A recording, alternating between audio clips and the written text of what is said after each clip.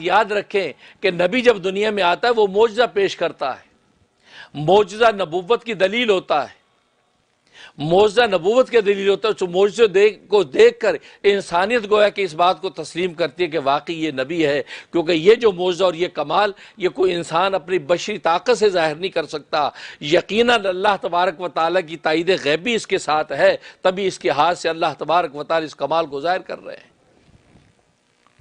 تو نصیب والے اس معجزے کو دیکھ کر اس کو نبی اور رسول مان لیتے ہیں، بد نصیب محروم رہتے ہیں۔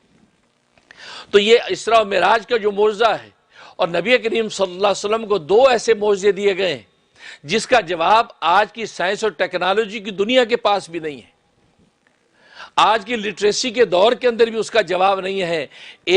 ایک جو علمی معجزہ اور ایک عملی معجزہ۔ ویسے تو آپ کے بے شمار معجزات ہیں، لیکن دو ایسے معجزے ہیں کہ دنیا کی سائنس اور ٹیکنالوجی اور دنیا کی لٹریسی اس کے سامنے عاجز اور بے بس نظر آتی ہے۔ علمی معجزہ اللہ تبارک و تعالیٰ کا قرآن، یہ قرآن کریم علمی معجزہ ہے، اور آج تک یہ لٹریسی کی دنیا اس کا جواب نہیں دے سکی۔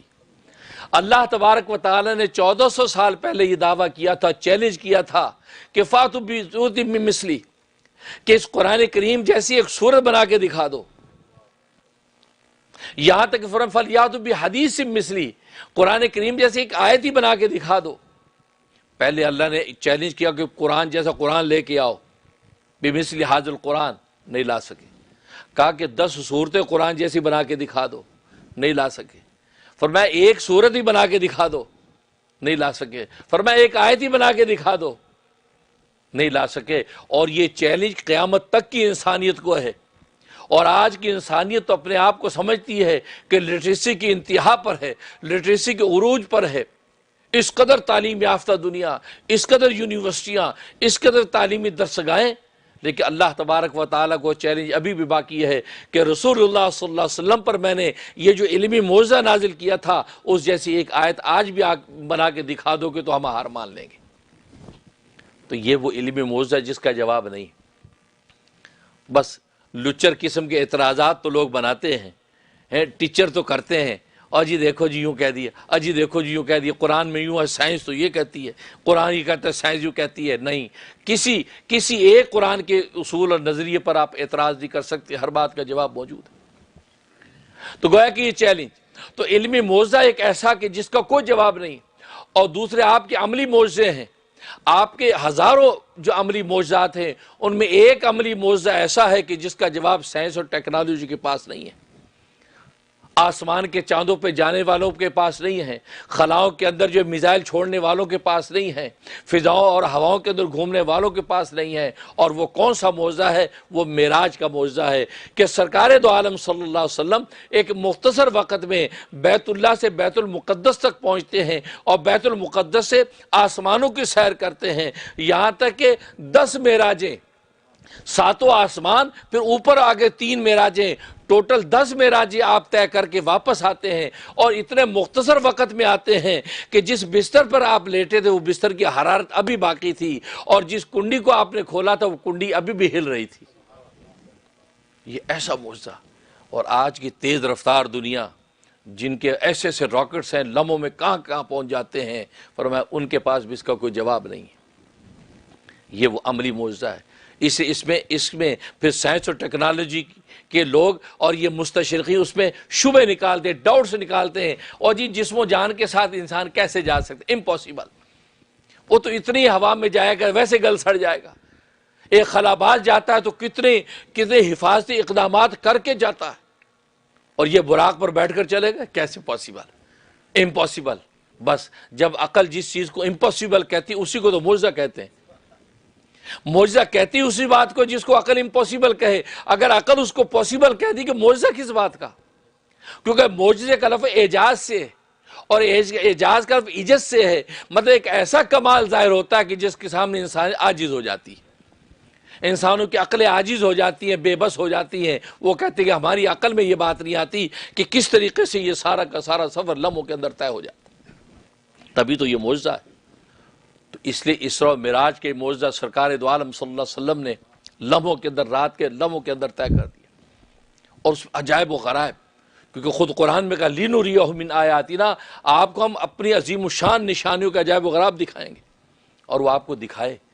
خود سرکار دو عالم صلی اللہ علیہ وسلم فرماتے ہیں کہ جب مجھے لے کے چلے ہیں بیت اللہ سے بیت المقدس کی، تو براق کے اوپر سوار کر کے، اور براق کی رفتار اتنی کہ جہاں نگاہ اس کی پڑتی وہاں اس کا پہلا قدم پڑتا تھا، یعنی آسمان کی طرف وہ دیکھتا ہے تو اس کی نظر آسمان پر پڑتی ہے، جب اڑتا ہے تو پہلا قدم اس کا پہلے آسمان پر پہنچتا ہے، جس کی رفتار کا عالم یہ ہو، اس قدر تیزی۔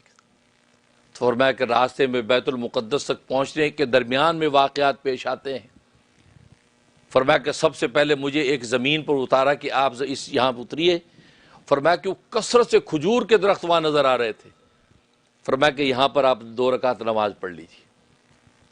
حضرت جبریل نے کہا 2 رکعت نماز پڑھ لیجئے، آپ نے 2 رکعت نماز ادا کی۔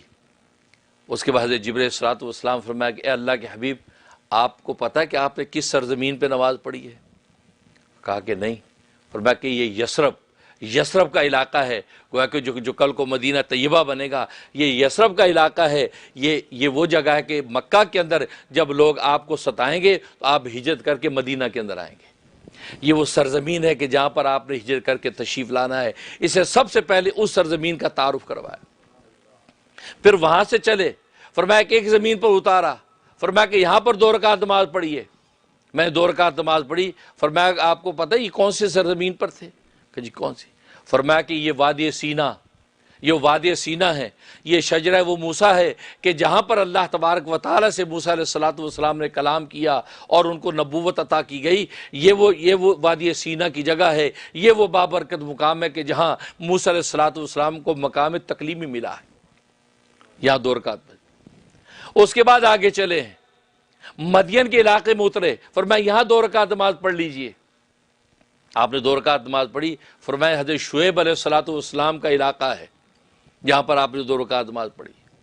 پھر اس سے آگے چلے، فرمایا یہاں اترے، فرمایا یہاں 2 رکعت نماز پڑھ لیجئے۔ بعد میں بتایا کہ پتہ ہے کون سی سرزمین ہے؟ فرمایا یہ مقام اللحم ہے، یہ وہ مقام ہے جہاں حضرت عیسیٰ علیہ السلام کی ولادت ہوئی، کیونکہ عیسیٰ علیہ السلام کی ولادت ہونا خود عظیم الشان معجزہ ہے۔ بغیر باپ کے بچے کا پیدا ہونا یہ کتنا عظیم الشان معجزہ ہے۔ اسی اللہ تبارک و تعالیٰ نے عیسیٰ علیہ السلام کی شخصیت کو ایک آیت بنا دیا، ایک نشانی بنا دیا۔ فرمایا کہ یہاں نماز پڑھی، میں نے وہاں 2 رکعت نماز پڑھی۔ تو یہ عجائبات اس طریقے سے آگے چلا۔ آگے میں چلا تو ایک بڑھیا نے مجھے، ایک کنارے پر کھڑی بڑھیا نے مجھے آواز دی۔ حضرت جبریل صلی اللہ علیہ وسلم نے فرمایا کوئی جواب نہیں دیا، آگے چلیے۔ پھر آگے بڑھا تو ایک بوڑھا کھڑا تھا، اسے بوڑھے نے مجھے آواز دی۔ فرمایا کوئی جواب نہیں دیجیے، آگے چلیے۔ چلا گیا۔ تو آگے جا کے حضرت جبریل صلی اللہ علیہ وسلم فرمایا کہ یہ جو بڑھیا تھی کون تھی؟ یہ دنیا تھی، یہ دنیا تھی جو آپ کو آواز دے رہی تھی، اپنی طرف پکار رہی تھی، اس لیے کہ اگر آپ اس کی آواز کے متوجہ ہو جاتے تو آپ کی امت بھی دنیا کی محبت میں غرق ہو جاتی، دنیا کی محبت میں غرق ہو جاتی۔ لیکن چونکہ آپ نے توجہ نہیں کی، لہذا آپ کی امت انشاءاللہ اس دنیا کی محبت سے محفوظ رہے گی۔ اور یہ جو بوڑھا تھا، اس بوڑھے نے جو آواز، یہ بوڑھا ابلیس تھا، یہ ابلیس آپ کو آواز دے رہا تھا۔ اگر آپ اس کی بات کو سن کے اس کے متوجہ ہو جاتے تو وہ آپ کی گویا کو امت کے در پر حصہ ڈال دیتا، گویا کہ آپ کی امت کو گمراہ کرتا۔ لیکن آپ نے اس کو اگنور کر دیا، تو اللہ تبارک و تعالی نے اس دنیا اور ابلیس کے شر سے محفوظ رکھا، اور دنیا کو بوڑھا دکھا کے اشارہ اس بات کی طرف کر دیا کہ بس یہ دنیا کی اتنی عمر باقی ہے، یہ بڑھیا کی جتنی عمر باقی ہے، کسی لمحے ہی اس کو موت آ سکتی ہے، مر سکتی ہے۔ یہ گویا کہ انسانیت کو بتا دیا کہ یہ جو دنیا ہے کہ جس کے رنگ رلیوں کے اندر آج انسان غفلت کا مبتلا ہو جاتا ہے، اس کی بھی اتنی مختصر جو ہے وہ زندگی ہے، کسی وقت بھی آپ کے ہاتھ سے چھوٹ سکتی ہے، یا دنیا چھوٹ سکتی ہے، یا آپ دنیا کو چھوڑ سکتے ہیں۔ تو گویا کہ یہ رشتہ اتنا نازک ہے، جتنا یہ بڑھیا کے چند لمحے زندگی کے باقی ہیں، ایسے ہی دنیا فانی ہے، اس فانی دنیا پہ دل نہیں لگانا۔ جیسے خواجہ مجذوب کہتے ہیں کہ رنگ رلیوں پہ زمانے کی نہ جانا اے دل، رنگ رلیوں پہ زمانے کی نہ جانا اے دل، یہ خزاں ہے جو بانداز بہار آئی ہے۔ یہ بہار نظر آتی ہے، بہار نہیں، یہ خزاں ہے۔ تو گویا کہ اس طریقے سے فرمایا کہ میں پھر بیت المقدس تک پہنچا۔ بیت المقدس پہ جب براق کو اتارا ہے حضرت جبرائیل علیہ السلام نے ایک پتھر کے اندر انگلی ماری، وہاں سوراخ کیا، اور سوراخ کے اندر جو بیت المقدس کی رسی کو باندھ کے اس کو وہاں کھڑا کر دیا۔ پھر بیت المقدس کے اندر میں داخل ہوتا ہوں، وہاں پر حضرت ابراہیم علیہ السلام، حضرت موسیٰ علیہ السلام اور حضرت عیسیٰ علیہ السلام نے میرا استقبال کیا۔ ان پیغمبروں نے میرا استقبال کیا۔ اس کے بعد مؤذن آ گیا، مؤذن نے اذان دی، اقامت ہوئی، اور سب بندے اور لوگ آنے لگے، یہاں تک پوری مسجد بھر گئی۔ اب امامت کے لیے سب حیران ہے کہ امامت کے مصلی پہ کون کھڑا ہوگا۔ رسول اللہ صلی اللہ علیہ وسلم فرماتے ہیں حضرت جبرائیل علیہ السلام نے میرا ہاتھ پکڑا اور مجھے مصلی پہ کھڑا کر دیا کہ آپ نماز پڑھائیے۔ نماز پڑھائی، آپ نے 2 رکعت نماز پڑھائی۔ علماء فرماتے ہیں یہ نفل نماز تھی جو 2 رکعت پڑھائی ہے، کیونکہ عشاء کی نماز تو جو معراج سے پہلے آپ پہ فرض تھی وہ آپ پڑھ چکے تھے۔ عشاء پڑھ کے آپ لیٹ گئے تھے، اس کے بعد یہ واقعہ پیش آیا، تو گویا کہ یہ وہ نفل نماز تھی جو آپ نے وہاں پڑھائی۔ اگرچہ بعض علماء کی تحقیق ہے کہ یہ فرض نماز تھی جو آپ نے وہاں پہ پڑھائی ہے، لیکن راجح قول یہ کہ وہ نفل نماز تھی جو آپ نے وہاں پڑھائی۔ جب اس سے فارغ ہوئے، اس کے بعد پھر جو انبیاء کی کانفرنس شروع ہو گئی۔ حضرت ابراہیم علیہ السلام نے آ کے خطبہ دیا، انہوں نے تقریر کی۔ موسیٰ علیہ السلام آئے، انہوں نے تقریر کی۔ عیسیٰ علیہ السلام آئے، انہوں نے تقریر کی۔ داؤد علیہ السلام انہوں نے تقریر کی۔ گویا کہ انبیاء نے آ کے تقریریں کی۔ پھر آخر میں رسول اللہ صلی اللہ علیہ وسلم تشریف لائے اور آپ نے تقریر فرمائی۔ جب نماز سے فارغ ہو گئے تو حضرت جبرائیل علیہ السلام نے پوچھا، اے اللہ کے حبیب، آپ کو پتہ ہے یہ سب لوگ کون ہیں؟ فرمایا کہ نہیں۔ فرمایا کہ اب تک کہ جتنے انبیاء اللہ تبارک و تعالی نے مبعوث کیے ہیں، یہ وہ سارے انبیاء اکرام ہیں جو آپ کے پیچھے مقتدی بن کے نماز پڑھ رہے تھے۔ یہ مقام عالی آپ کو عطا فرمایا، یہ ثابت کر دیا کہ افضل الرسل امام الانبیاء کا مقام آپ کو اللہ نے عطا کر دیا ہے۔ پھر وہاں سے چلے پہلے آسمان پر، پھر دوسرے آسمان پر، پھر تیسرے آسمان پر۔ خود رسول اللہ صلی اللہ علیہ وسلم فرماتے ہیں کہ زمین سے آسمان تک ایک سیڑھی لگا دی گئی، اور وہ سیڑھی اتنی حسین و جمیل، وہ نورانی سیڑھی اتنی خوبصورتی، فرمایا میں نے پہلے کبھی نہیں دیکھی۔ اور براق اس سیڑھی کے اوپر چڑھا ہے، بس تا حد نگاہ اس کا پہلا قدم پڑا، گویا کہ پہلے آسمان پر پہنچا۔ اور یہ وہ نورانی ایک ٹریک تھا، نورانی ٹریک تھا جس کے اوپر جو ہے کہ یہ براق کی سواری چل رہی تھی۔ اس طریقے سے رسول اللہ صلی اللہ علیہ وسلم پہلے آسمان پر پہنچتے ہیں، اور آپ سے پہلے وہ انبیاء اکرام علیہ السلام جو تشریف لائے تھے ان کو گیا کہ پہلے روانہ کر دیا گیا، کیونکہ ایک قول کے مطابق اجسام عنصری جو ان کے جسم خاکی کے ساتھ آپ سارے انبیاء کو وہاں پیش کیا گیا، اور ایک قول یہ کہ جسم مثالی کے ساتھ ان کو ایک جسم مثالی انبیاء کو دے دیا گیا، اور جسم مثالی کے ساتھ سب انبیاء وہاں تشریف لائے، سوائے عیسیٰ علیہ السلام کے، سوائے حضرت ادریس علیہ السلام کے، کیونکہ اسی جسم خاکی کے ساتھ زندہ آسمانوں پر اٹھائے گئے ہیں، لہذا وہ اپنے جسم عنصری کے ساتھ آئے، اور باقی سب کو جو ہے جسم مثالی کے ساتھ جو ہے وہاں پر پیش کیا گیا، اور اس کے بعد سب اپنے اپنے مقام پر پہنچے، کیونکہ ظاہر انہوں نے آسمانوں پر بھی استقبال کرنا ہے، زمین پر تو استقبال ہو چکا، اور بیت المقدس پہنچا کے اشارہ کر دیا کہ یہ نبی القبلتین ہے، یہ دونوں قبلوں کا نبی ہے، گویا کہ یہ بیت اللہ کا بھی قبلے کا نبی اور بیت المقدس کا بھی، اور بیت المقدس کے اندر جتنے انبیاء ہیں ان سارے کے سارے انبیاء کا امام یہ نبی ہے۔ گویا کہ بنی اسرائیل کو اشارہ کر دیا، اے بنی اسرائیل، اب بنی اسماعیل کا جو قبلہ ہے اب پوری انسانیت کے قبلہ وہی ہوگا۔ چاچے وہی ہوا کہ بیت اللہ پوری انسانیت کے قبلہ قرار دیا گیا۔ اب پہلے آسمان پہ پہنچے ہیں، حضرت آدم علیہ السلام سے ملاقات ہوئی، دوسرے آسمان پر پہنچے ہیں، حضرت عیسیٰ علیہ السلام کے ساتھ ملاقات ہوئی، جن کے ساتھ حضرت یحییٰ علیہ السلام بھی موجود ہیں۔ اس کے بعد تیسرے آسمان پر پہنچے ہیں تو حضرت یوسف علیہ السلام کے ساتھ ملاقات ہوئی، چوتھے آسمان پر پہنچے ہیں حضرت ادریس علیہ السلام کے ساتھ ملاقات ہوئی، پانچویں آسمان پر پہنچے ہیں حضرت ہارون علیہ السلام کے ساتھ ملاقات ہوئی، چھٹے آسمان پر پہنچے ہیں حضرت موسیٰ علیہ السلام کے ساتھ ملاقات ہوئی، ساتویں آسمان پر پہنچے ہیں حضرت ابراہیم خلیل اللہ علیہ السلام کے ساتھ ملاقات ہوئی۔ گویا کہ 7 معراجیں، 7 معراجیں گویا کہ آپ نے طے کی، اور یہ فاصلے کتنے ہیں؟ ابو ہریرہ رضی اللہ تعالیٰ عنہ کی روایت ہے کہ زمین سے لے کے آسمان تک کا فاصلہ 500 سال کی مسافت ہے، 500 سال تک مسافر چلتا رہے اپنے اعتدال کی رفتار کے ساتھ تو 500 سال کے بعد پہنچے گا آسمانوں پر۔ پھر فرمایا کہ پہلے آسمان کی موٹائی 500 سال کی مسافت ہے، پھر پہلے آسمان سے دوسرے آسمان کا سفر 500 سال کی مسافت ہے، پھر دوسرے آسمان کی موٹائی 500 سال کی مسافت ہے، پھر دوسرے سے تیسرے آسمان تک کا فاصلہ 500 سال کی مسافت ہے۔ اب آپ اس کو ملٹیپلائی کرتے حساب کرتے چلے جائیں یہاں تک کہ 7ویں آسمان پر پہنچے۔ 7ویں آسمان کی موٹائی 500 سال کی مسافت ہے، پھر 7ویں آسمان سے آپ پھر سدرۃ المنتہا تک پہنچے، اور سدرۃ المنتہا کا وہ مقام کہ جب اس مقام پر پہنچے ہیں اور وہاں سے جب آگے جانے کا وقت آیا تو جبرائیل السلام نے فرمایا اللہ کے حبیب اس سے آگے میں آپ کے ساتھ نہیں جا سکتا۔ فرمایا تو میرا رفیق سفر ہے، مجھے یہاں تنہا چھوڑ رہا ہے؟ کہا کہ نہیں، اگر میں اس سدرۃ المنتہا کے مقام سے آگے بڑھا تو اللہ تبارک و تعالیٰ کے جلال و کبریائی کے نور سے میرے پر جل جائیں گے، میں اس سے آگے نہیں جا سکتا۔ اور سدرۃ المنتہا کو سدرۃ المنتہا کہتے اس لیے ہیں کہ وہ سارے کمالات کی انتہا وہاں پر ہو جاتی ہے، منتہا ہے، کوئی کمال نیچے کا اس سے اوپر نہیں جا سکتا، اور کوئی فرشتہ گویا کہ جبرائیل السلام تک جیسا فرشتہ جو اس سے اوپر جانے کا اہل نہیں۔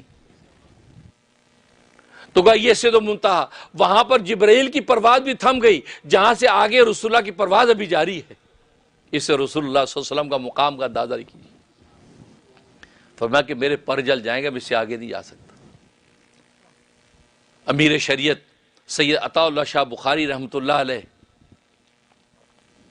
سید زادے ہیں، عاشق رسول ہیں، تو وہ یہ واقعہ بیان کرتے ہوئے اس مقام پہ کہتے ہیں کہ اے جبرائیل تو نے بڑی نادانی کی، رب کعبہ کی قسم اگر میں رسول اللہ کے ساتھ ہوتا میں اپنے پر جلوا لیتا، رسول اللہ کا ساتھ نہ چھوڑتا، میں پر جلوا لیتا، اپنی جان فنا کر دیتا، میں رسول اللہ کا ساتھ نہ چھوڑتا۔ جبرائیل تو نے بڑی نادانی کی، تو نے میرے محبوب کا ساتھ چھوڑ دیا، تو ساتھ نہ چھوڑتا اور کہتا نہیں پر جلتے تو جل جائیں لیکن اے اللہ کے حبیب میں تیرا ساتھ نہیں چھوڑوں گا۔ اس جذبے سے تو ساتھ بڑھتا تو ساتھ بھی چلا جاتا اور تیرے پر بھی نہ جلتے، تیرے پر بھی نہ جلتے۔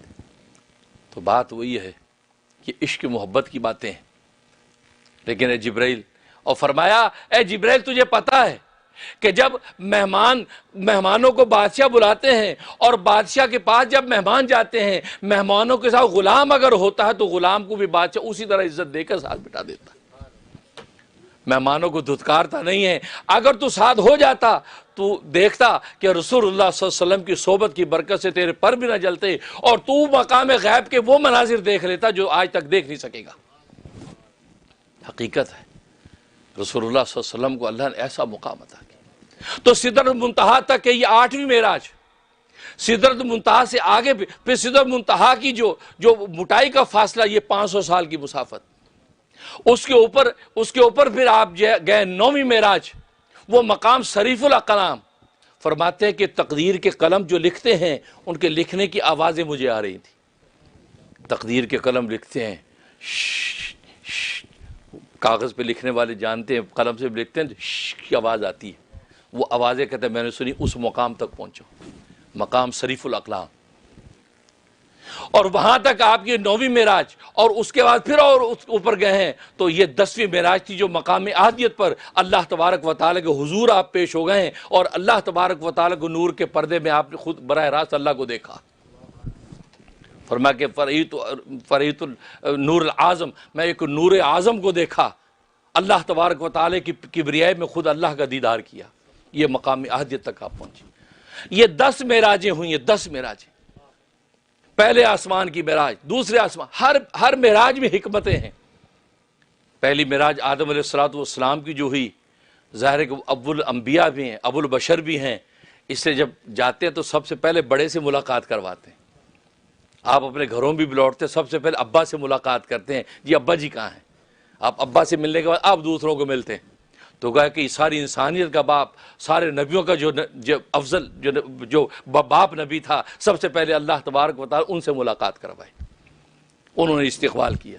پھر دوسرے آسمان پر حضرت عیسیٰ علیہ السلام سے ملاقات کی، اس میں اشارہ اس بات کی طرف تھا کہ قرب قیامت کے اندر اس دین محمدی کو جو تقویت ملے گی عیسیٰ علیہ الصلوۃ والسلام کے ذریعے سے ملے گی، قرب قیامت میں وہ زمین پر تشریف لائیں گے اور دین اسلام کو پورے عالم کے اندر عام کر دیں گے۔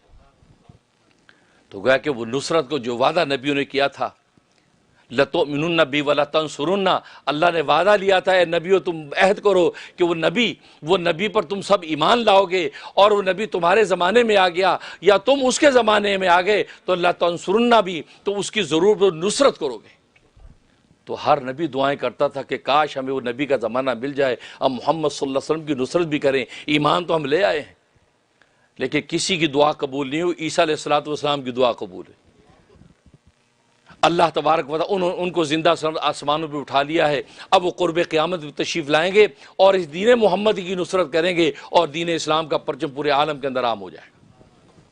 اور حدیث میں جیسے فرمایا کہ لا یبقى علی الارض بیت مدر ولا وبر، کہ وہ وقت آئے گا کہ روز زمین پر نہ کوئی کچا گھر نہ کوئی پکا گھر ایسا باقی رہے گا، الا ادخلہ اللہ کلمۃ اسلام بعز عزیز وبذل ذلیل، کہ اللہ تبارک و تعالی ہر گھر کچے اور پکے گھر میں اسلام کا کلمہ داخل کر کے چھوڑیں گے، بھلے کوئی خوشی سے قبول کرے یا مجبوری سے قبول کرے، لیکن اسلام سب گھر میں داخل ہو جائے گا۔ اللہ اکبر۔ تو یہ کام اللہ نے عیسیٰ علیہ الصلوۃ والسلام کے ہاتھ سے لینا، اس لیے سب سے پہلے ان سے ملاقات کروا دی، اول کی ملاقات کرا دی، انتہا کی ملاقات کرا دی، اور چونکہ حضرت یحییٰ علیہ الصلوۃ والسلام انہی کے خالہ زاد بھائی ہیں، لہذا وہی چونکہ ساتھ ہی ہیں، لہذا ان سے بھی ملاقات ہو گئی۔ اس کے بعد تیسرے آسمان پر پہنچے ہیں، حضرت یوسف علیہ الصلوۃ والسلام سے ملاقات ہوئی۔ اشارہ اس بات کی طرف تھا کہ یہ وہ یوسف ہیں کہ جن کے اپنے بھائیوں نے ان کے حسد و بغض کر کے ان کو اپنے وطن سے نکالا، کنویں میں پھینکا، لیکن ہماری جو ہے مشیت ایسی تھی، ہم نے مصر کا بادشاہ بنا دیا۔ فرمایا کہ آپ کے ساتھ آپ کے اپنے رشتہ دار بھی یہ کریں گے، آپ کی دعوت کو رد کریں گے، آپ کو مجاہدات اور ریاضات آپ پر آئیں گی، آپ کو رسوا کرنے کی کوشش کریں گے، لیکن ہم وہاں سے آپ کو مکہ سے مدینہ ہجرت کرا کے انشاءاللہ عالم کا بادشاہ بنا دیں گے۔ چاچا آپ پوری دنیا کے اندر آپ کا دین پھیلا۔ تو اشارہ ہی کیا، اور پھر اشارہ کیا ان کو حسن و جمال جو دیا، یہ حسن و جمال دکھا کے اشارہ اس بات کی طرف کیا، کیونکہ حدیث میں آتا ہے کہ سرکار دو عالم صلی اللہ علیہ وسلم کی امت پر رسول اللہ صلی اللہ علیہ وسلم کی وجہ سے اللہ تبارک و تعالی نے یہ کرم کیا کہ امت محمد کا ہر امتی جنت میں جب داخل ہوگا تو اس کو اللہ حسن یوسف عطا کریں گے۔ یہ حسن یوسفی لے کر ہم جنت میں داخل ہوں گے گویا کہ۔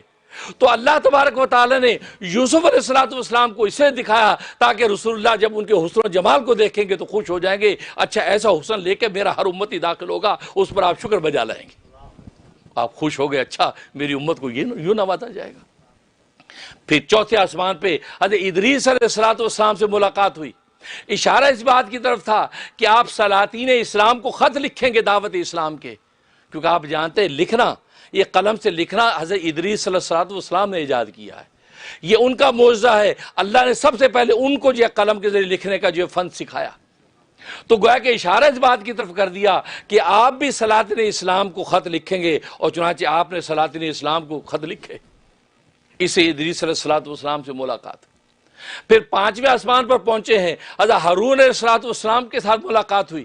اشارہ اس بات کی طرف ہے کہ جیسے ہارون علیہ الصلوۃ والسلام نے بچڑے کی پوجا کرنے والوں کو روکا تھا کہ نہیں یہ شرک نہ کرو، بچڑوں کو پوجو نہیں، توحید پر قائم رہو، لیکن ماننے والے مان کے جنہوں نے نہیں مانا ان کو بعد میں قتل کیا گیا، کیونکہ ظاہر ہے کہ وہ ایمان سے شرک میں پڑ گئے، گویا کہ مرتد ہو گئے تھے، اور ارتداد کی سزا چونکہ قتل ہے لہذا ان کو سب کو قتل کیا گیا۔ اشارہ اس بات کی طرف کر دیا اے حبیب آپ کے ساتھ بھی ایسا ہوگا کہ آپ پیغام حق مکے والوں کو دیں گے، ماننے والے مان جائیں گے، جو نہیں مانیں گے وہ غزوہ بدر کے اندر جو پہنچے گے تو اللہ تبارک و تعالی ان کو قتل کر دیں گے۔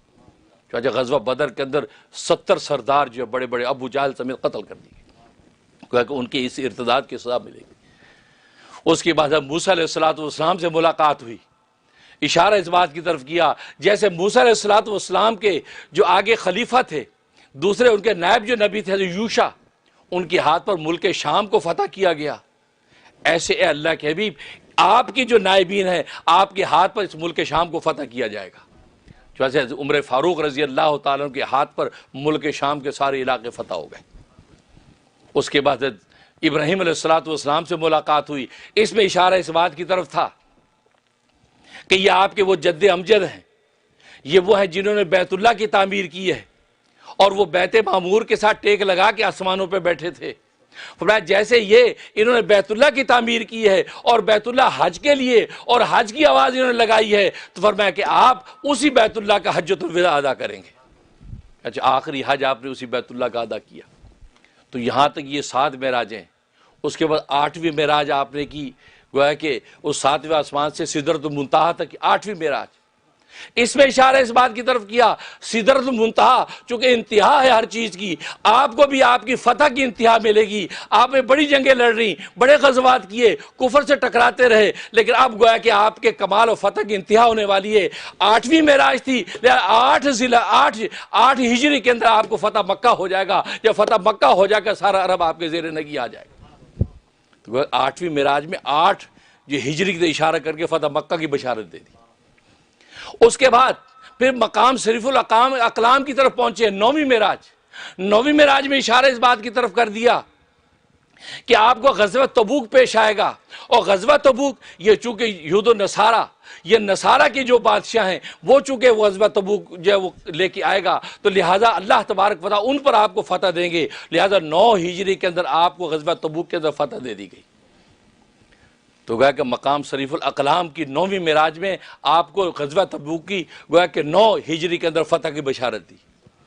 اس کے بعد آپ کی 10ویں معراج، یہاں تک کہ آپ اللہ کے پاس بظاہر پہنچ گئے، مقام احدیت پر آپ کی ملاقات ہو رہی ہے، اللہ تبارک و تعالیٰ براہ آپ سے کلام کر رہے ہیں، تو گویا کہ فزیکلی بظاہر آپ کی ملاقات ہوئی۔ یہ چونکہ 10ویں معراج تھی، اشارہ اس بات کی طرف کر دیا بس اب آپ کا جو ہے کمال انتہا کو پہنچ چکا ہے، اب آپ اللہ تبارک و تعالیٰ کے پاس 10ویں ہجری کو پیش ہو جائیں گے، لہذا 10 ہجری میں آپ کا وصال ہو گیا۔ تو دیکھو ہر معراج کے اندر ایک حکمت تھی، ایک اسرار و رموز تھے، اشارے تھے، یہاں تک کہ 10ویں جو معراج کے اندر اشارہ دے دیا کہ 10 ہجری میں آپ کا وصال ہوگا، وہی ہوا کہ 10 ہجری میں آپ واقعتاً اللہ تبارک و تعالیٰ سے جا ملے۔ تو کہنے کا مقصد یہ عجائب و غرائب اس واقعات میں، ان عجائب و غرائب سے یہ واقعات بھرے ہوئے ہیں، اس انداز سے اللہ تبارک و تعالیٰ نے اس معراج کے قصے کو پیش کیا ہے۔ اور قرآن کریم میں عبدی کا لفظ استعمال فرمایا، سبحان الذی اسریٰ بعبدی، لے گیا اپنے بندے کو، برسول ہی نہیں کہا، لے گیا اپنے رسول کو، لے گیا اپنے نبی کو۔ امام راضی رحمہ اللہ تعالیٰ فرماتے ہیں اصل میں، اور نقل کرتے اپنے والد سے، فرمایا کہ اللہ سے جب ملاقات ہوئی تو اللہ تبارک و تعالیٰ نے پوچھا، اے میرے حبیب تجھے اپنے لیے کون سا لقب سب سے زیادہ اچھا لگتا ہے، تجھے کس لقب سے پکارا جائے؟ جیسے عام طور پہ پوچھتے ہیں آپ کو میں کس نام سے پکاروں حضرت، کس نام سے پکاروں بول، تو اللہ تبارک و تعالیٰ محبوب سے پوچھے تجھے کس نام سے پکاروں، کون سا لقب تجھے محبوب ہے؟ تو اللہ کے نبی فرمایا مجھے عبدیت سب سے محبوب ہے، میں تیری بندگی اور بندہ بنوں، یہ عبدیت کی شان میرے اندر ہو، مجھے یہ سب سے زیادہ محبوب ہے۔ تو چونکہ آپ نے یہ منشا ظاہر کیا تو اللہ تبارک و تعالیٰ نے جب آیات اتاری تو اسریٰ بعبدی، عبد کا لفظ استعمال فرمایا، وہ ہے کہ یہ آپ نے خود اختیار فرمایا کہ عبدیت مجھے سب سے زیادہ محبوب ہے، کہ میں تیرا بندہ ہوں تو میرا معبود ہو، اور ظاہر ہے کہ عبدیت سارے کمالات کی انتہا ہے، اس لیے آپ کو بعبدی کے ساتھ پکارا گیا۔ تو گویا کہ اس طریقے سے یہ ساری معراجیں طے ہو رہی ہیں اور سارے منازل و مراتب طے ہو رہے ہیں۔ تو کہنے کا مقصد یہ اسراء معراج کو جو واقعہ ایسا واقعہ ہے کہ سائنس اور ٹیکنالوجی کے اندر بھی اس کا کوئی جواب نہیں، اور ایسے اسرار رموز اس کے اندر جو ہے اللہ تبارک و تعالیٰ نے پیش کیے، اور سبحان کے لفظ شروع فرمائے، سبحان الذی، پاک ہے وہ ذات۔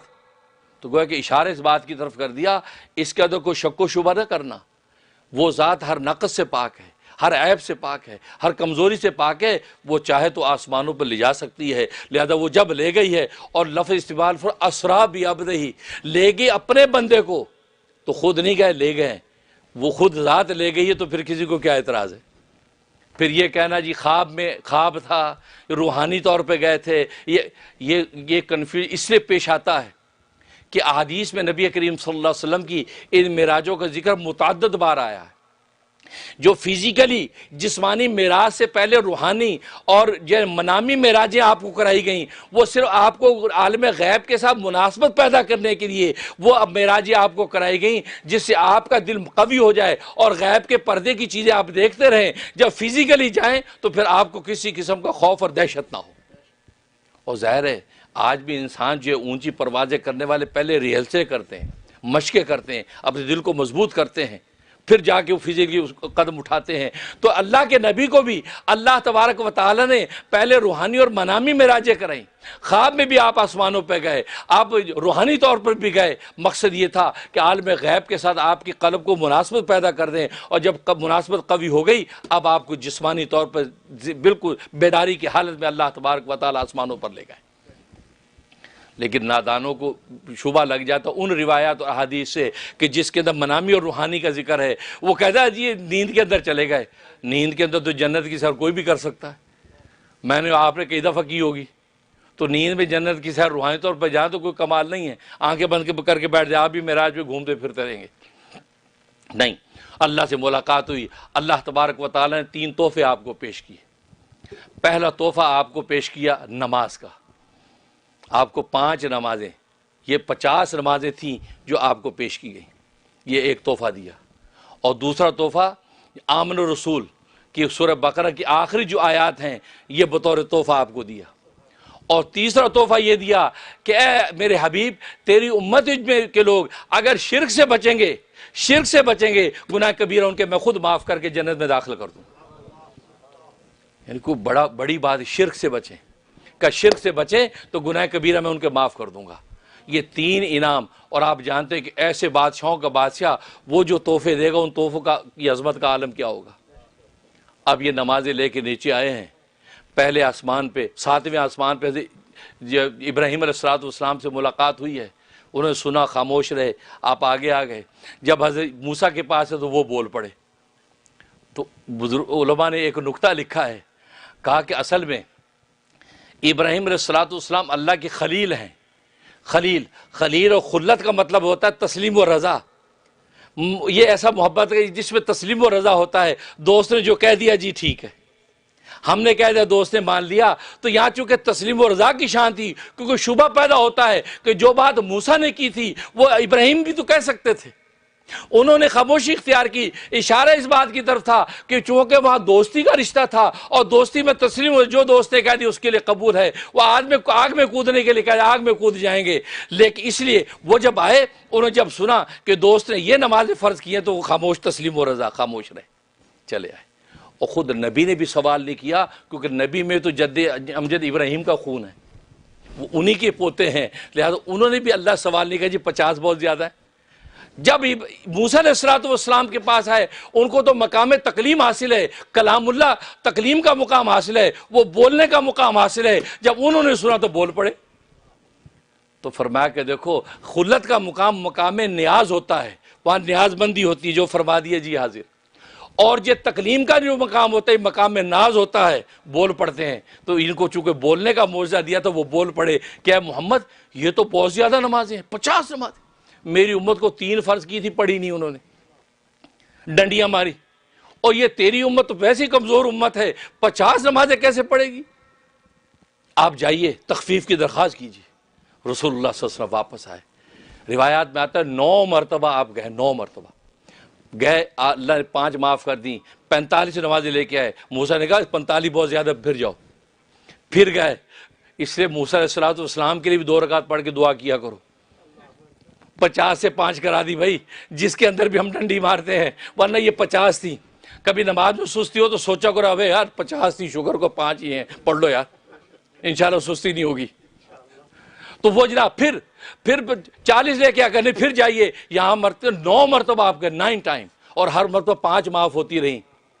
اب آخر میں جب گئے تو موسیٰ علیہ السلام پھر کہا کہ نہیں 5 بھی زیادہ ہے، میری امت طاقتور 3 نہیں پڑھ سکی، اور تیری امت تو 5 ان کے لیے بہت زیادہ ہے، ان کو اور کم کروا۔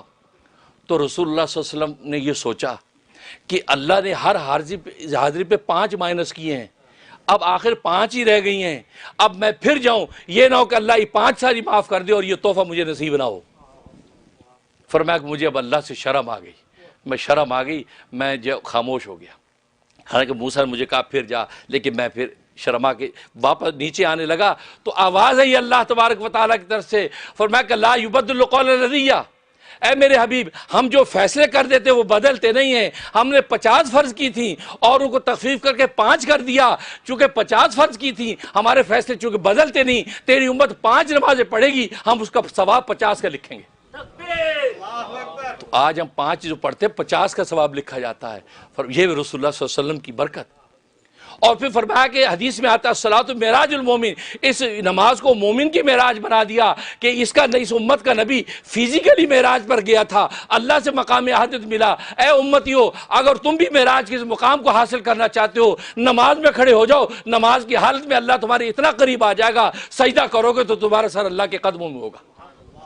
اس لیے کہا نماز مومن کی معراج ہے، اگر ہم معراج روحانی طے کرنا چاہتے تو نماز میں کھڑے ہو جائیں، معراج روحانی ہمیں حاصل ہو جاتی ہے۔ اللہ سے دعا ہے کہ اللہ تبارک و تعالی عمل کرنے کی توفیق عطا فرمائے، اور مضامین باقی انشاءاللہ آئندہ بات کریں گے، کیونکہ 27 رجب کی جو رات ہے یہ لیلۃ المعراج ہے، اس لیے میں نے آج یہ موضوع شروع کیا تاکہ مزید جو ہے معارف لطائف آئندہ بھی بیان کروں۔ اللہ تبارک و تعالی قبول فرمائے، آمین۔ آج کا خطبہ سپانسر کیا ہے پینسلوینیا سے یاسر ظہور صاحب نے۔ ہم دعا گو ہیں کہ یاسر ظہور صاحب کو اللہ تبارک و تعالی ظاہری باطنی دولتوں سے والا مال فرمائے، ان کے آل اولاد کو اللہ تبارک و تعالی دین دنیا کے علوم سے منور فرمائے۔ اور اس کے علاوہ جو ہے یہ جو ہے ہمارے ایک دوست ہیں سلیمان قمر صاحب کے بیٹے ہیں سلیمان صاحب، یہ جو ہے وہ گویا کہ راہ راستے ہٹے ہوئے ہیں، ان کے لیے دعا کریں اللہ تبارک و تعالی ان کو صراط